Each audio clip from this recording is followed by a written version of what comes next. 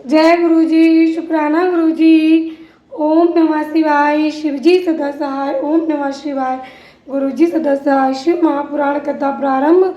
आज का अध्याय केदारेश्वर तथा भीम शंकर नामक ज्योतिर्लिंगों के आविर्भाव की कथा तथा उनके माहात्म्य का वर्णन। सूत जी कहते हैं ब्राह्मणों, भगवान विष्णु के जो नर नारायण नामक दो अवतार हैं और भारतवर्ष के भद्राश्रम तीर्थ में तपस्या करते हैं, उन दोनों ने पार्थिव शिवलिंग बनाकर उसमें स्थित हो पूजा ग्रहण करने के लिए भगवान शंभु से प्रार्थना की। शिवजी भक्तों के अधीन होने के कारण प्रतिदिन उनके बनाए हुए पार्थिव लिंग में पूजन होने के कारण लिए आया करते थे। जब उन दोनों के पार्थिव पूजन करते बहुत दिन बीत गए, तब एक समय परमेश्वर शिव ने प्रसन्न होकर कहा, मैं तुम्हारी आराधना से बहुत संतुष्ट हूँ, तुम दोनों मुझसे वर मांगो। उस समय उनके ऐसा कहने पर नर और नारायण ने लोगों के हित की कामना से कहा, देवेश्वर, यदि आप प्रसन्न हैं और यदि मुझे वर देना चाहते हैं तो मुझे अपने स्वरूप से पूजा ग्रहण करने के लिए यहीं स्थित हो जाइए। उन दोनों बंधुओं के इस प्रकार अनुरोध करने पर कल्याणकारी महेश्वर हिमालय के उस केदार तीर्थ में स्वयं ज्योतिर्लिंग के रूप में स्थित हो गए। उन दोनों से पूजित होकर संपूर्ण दुख और भय का नाश करने वाले शंभु लोगों का उपकार करने और भक्तों को दर्शन देने के लिए स्वयं केदारेश्वर के नाम से प्रसिद्ध हो वहाँ रहते हैं। वे दर्शन और पूजन करने वाले भक्तों को सदा अभीष्ट वस्तु प्रदान करते हैं। उसी दिन से लेकर जिसने भी भक्ति भाव से केदारेश्वर का पूजन किया, उसके लिए स्वप्न में भी दुख दुर्लभ हो गया।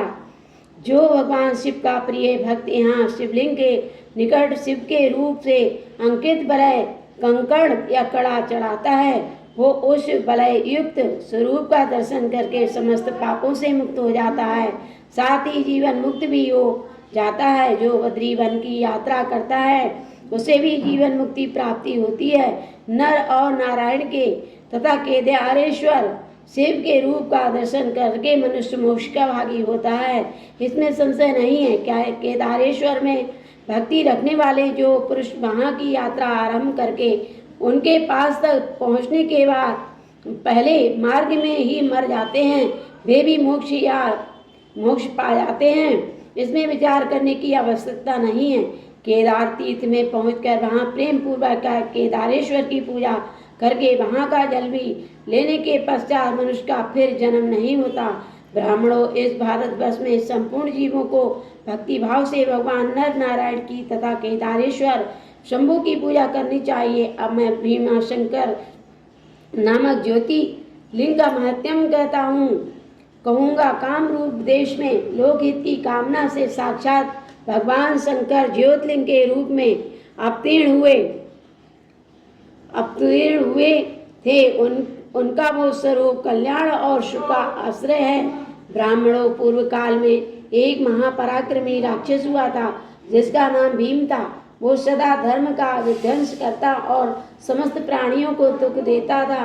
वो महाबली राक्षस कुंभकर्ण के वीर और करकटी के गर्भ से उत्पन्न हुआ था तथा अपनी माता के साथ सदा पर्वत पर निवास करता था। एक दिन समस्त लोगों को दुख देने वाले भयानक पराक्रमी दुष्ट भीम ने अपनी माता से पूछा, माँ, मेरे पिताजी कहाँ हैं? तुम अकेली क्यों रहती हो?